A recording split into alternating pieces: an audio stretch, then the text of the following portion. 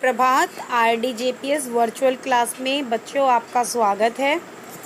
आज हम कक्षा 9वीं के हिंदी पाठ्यक्रम में सम्मिलित सांवले सपनों की याद पाठ का अध्ययन करेंगे, जो कि आपकी पाठ्य पुस्तक क्षितिज भाग 1 से लिया गया है।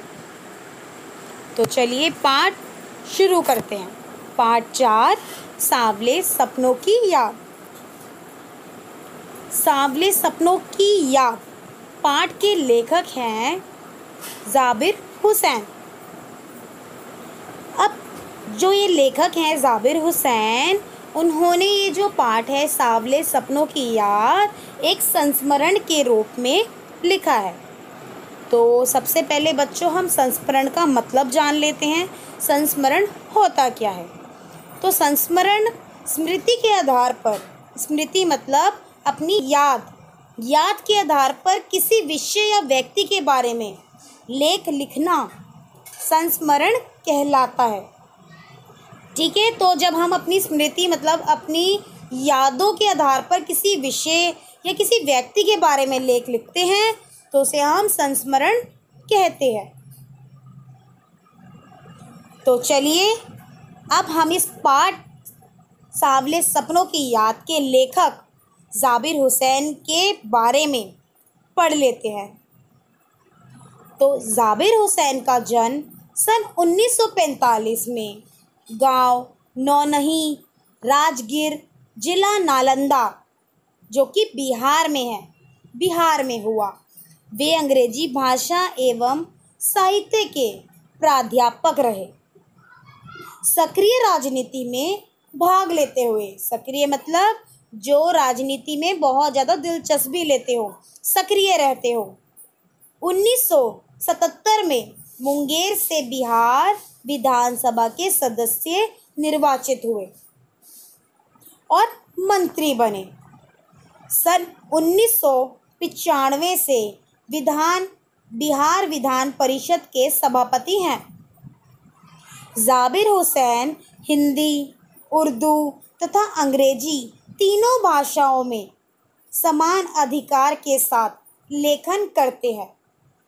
तो हमने इस लाइन में जाना कि जो ये लेखक हैं जाबिर हुसैन, वे केवल हिंदी, उर्दू और अंग्रेजी ही तीनों भाषाओं में समान अधिकार के साथ लेखन करते हैं। मतलब अपनी जो लेखन लिखते हैं वे हिंदी भाषा में, उर्दू भाषा में और अंग्रेजी तीनों ही भाषाओं में लेखन करते हैं। उनकी हिंदी रचनाओं में जो आगे है, जो सबसे ज़्यादा प्रसिद्ध लेखन है, उनका नाम है डोला बीबी का मंजार, अतीत का चेहरा, लोगा, एक नदी रेत भरी। ये सारे ही प्रसिद्ध है, प्रमुख है। अपने लंबे राजनीतिक, सामाजिक जीवन के अनुभवों में उपस्थित आम आदमी के संघर्षों को उन्होंने अपने साहित्य में प्रकट किया।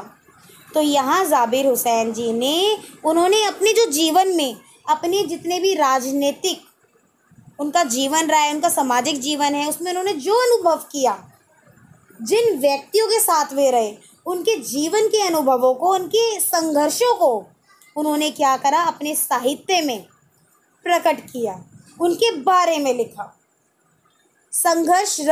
संघर्षरत का मतलब होता है संघर्ष में डूबा हुआ व्यक्ति, जिसने अपने जीवन में बेहद संघर्ष किया हो।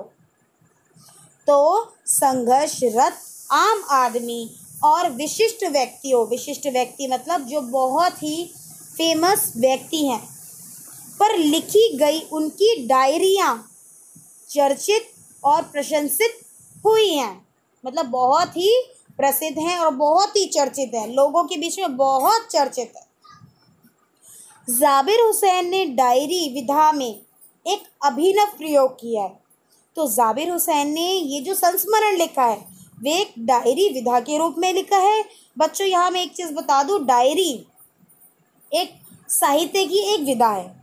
ठीक है, डायरी आप लोग स्कूल में भी लिखते हैं, वो डायरी आपकी किस काम आती है, गृह कार्य के। लेकिन ये जो डायरी है इसमें लेखक ने अपने राजनीतिक और सामाजिक जीवन में जितने भी उन्होंने अनुभव किए हैं उसको इस डायरी में संस्मरण के तौर पर याद करके लिखा है, जो अपनी प्रस्तुति शैली और शिल्प में नवीन है। जैसे उन्होंने प्रस्तुत किया है वे शैली में भी और शिल्प में भी बहुत ही नवीन है। तो आशा करती हूँ आपको लेखक ज़ाबिर हुसैन जी का जीवन परिचय अच्छे से समझ आया होगा। धन्यवाद।